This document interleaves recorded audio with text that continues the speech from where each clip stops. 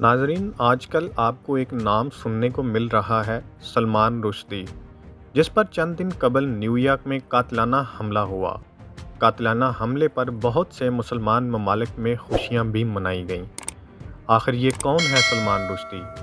اس نے کون سے ایسے کام یا گستاخیاں کی تھیں جس کی بنا پر اس پر قاتلانہ حملہ کیا گیا؟ سلمان رشدی 1947 میں ہندوستان کے شہر ممبئی میں پیدا ہوا۔ اس کا باپ کیمبرج یونیورسٹی سے تعلیم یافتہ ایک وکیل تھا جو اپنی عقیدے کے اعتبار سے ایک ملحد یعنی ایتھیسٹ تھا اور دین اسلام کا ایک ناقد بھی۔ سلمان رشدی کے باپ کو انڈین سول سروسز سے بے عزت کر کے نکالا گیا تھا کیونکہ اس نے اپنے برتھ سرٹیفکیٹ میں اپنی عمر کم لکھوا کر جعل سازی کے ذریعے یہ نوکری حاصل کی تھی۔ سلمان رشدی دولت اور رتبے کی ہوس میں اپنے باپ سے بھی کئی ہاتھ آگے نکل گیا۔ اس نے دولت کے حصول اور اہل مغرب کی ہمدردیاں سمیٹنے کے لیے نہ صرف پیغمبر اسلام صلی اللہ علیہ وآلہ وسلم کی ذات پر کیچڑ اچھالا بلکہ عفت مآب ازواج مطہرات پر بھی انگلی اٹھانے سے باز نہ رہا۔ سلمان رشدی کا صرف نام ہی مسلمانوں والا ہے، لیکن اس کی ذاتی اور معاشرتی زندگی کا کوئی بھی پہلو دین اسلام کے مطابق نہ تھا۔ سلمان رشدی نے ممبئی کے cathedral and John Connon school سے تعلیم حاصل کی اور بعد میں اعلیٰ تعلیم کے لیے برطانیہ چلا گیا۔ برطانیہ اور امریکہ میں رہائش کے دوران سلمان رشدی نے 4 شادیاں کیں۔ یہ چاروں خواتین غیر مسلم اور مغربی روایات سے تعلق رکھتی تھیں۔ سلمان رشدی نے 1975 میں بطور ناول نگار اپنے کیریئر کا آغاز کیا۔ اس کا پہلا ناول گریمز بری طرح ناکام ہوا۔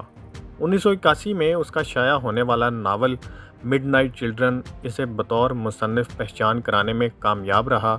مزید دولت اور شہرت کی ہوس نے سلمان رشدی کو وہ عمل کرنے پر اکسایا جس کے باعث یہ عالم اسلام کی لعن طعن اور بددعاؤں کا مرکز بنا رہا۔ ستمبر 1988 میں سلمان رشدی نے عالم اسلام کی ایک متنازع ترین ناول شیطانی آیات شائع کی۔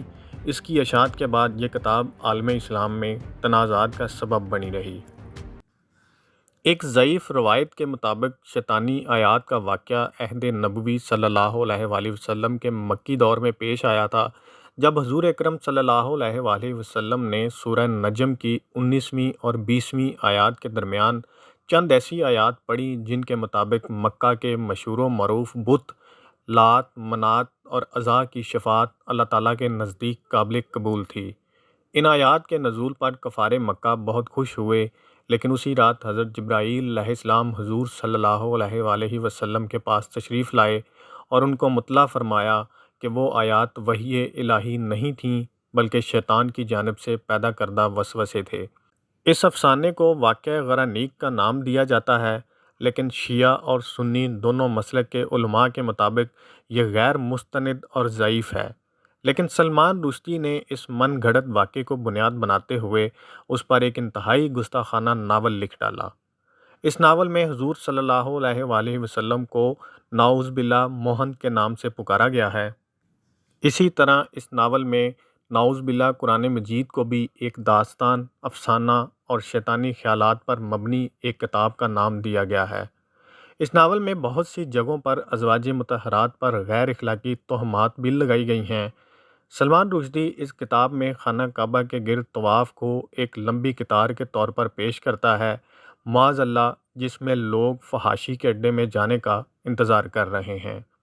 اس کے علاوہ اس ناول میں صحابہ کرام رضی اللہ تعالیٰ عنہم کے خلاف غیر اخلاقی الفاظ بھی استعمال کیے گئے ہیں۔